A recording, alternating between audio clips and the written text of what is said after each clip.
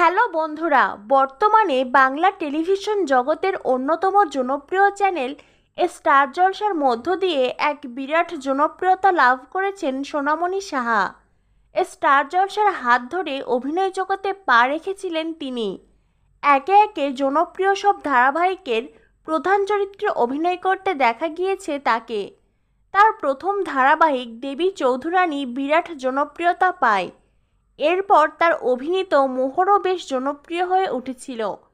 এখনও অবধি এই চ্যানেলের সাথে তার সর্বশেষ কাজ হলো এক্কা দোক্কা। এতদিন ধরে অভিনেত্রী জলসার সাথে চুক্তিবদ্ধ ছিলেন, কিন্তু এইবার সেই চুক্তির মেয়াদ শেষ হয়েছে। মেয়াদ শেষ হতেই তার কাছে চলে এসেছে অন্য একটি জনপ্রিয় চ্যানেলের প্রধান চরিত্রের কাজের অফার। খুব তাড়াতাড়ি বাংলা টেলিভিশনের একটি জনপ্রিয় চ্যানেলে আসতে চলেছে একটি হাই বাজেটের নতুন ধারাবাহিক। এটি তৈরি হচ্ছে কিছুটা সিআইডি বা সাবধান ইন্ডিয়ার অনুকরণে, যেখানে দেখা যাবে ছোট্ট ছোট্ট বেশ কিছু গল্প, যেমন সিআইডি বা সাবধান ইন্ডিয়ায় দেখানো হয়ে থাকে। অর্থাৎ বোঝাই যাচ্ছে বেশ আকর্ষণীয় হয়ে উঠতে চলেছে নতুন এই ধারাবাহিকটি। ধারাবাহিকে প্রত্যেক সপ্তাহে একটি নতুন করে রহস্য উত্থাপিত হবে দর্শকদের সামনে, আর এই রহস্যের সমাধান করবে ধারাবাহিকের প্রধান নায়ক নায়িকারা। আর এই গোটা বিষয়টি পরিচালনা করার জন্য প্রয়োজন একজন জনপ্রিয় অভিনেত্রীর।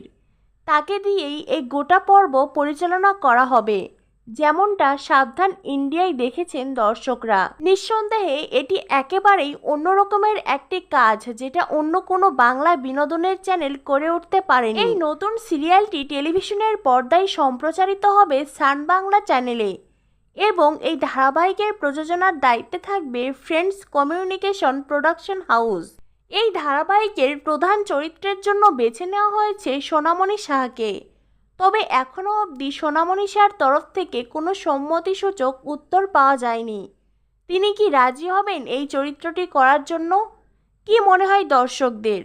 তো বন্ধুরা, সান বাংলায় এমন একটি ধারাবাহিকে প্রধান চরিত্রের প্রিয় অভিনেত্রী সোনামণি সাহাকে দেখতে তোমরা কতটা আগ্রহী অবশ্যই কমেন্ট করে জানিয়ে দিও। পরবর্তী আপডেট পেতে আমাদের সাথেই থাকো। ধন্যবাদ সবাইকে।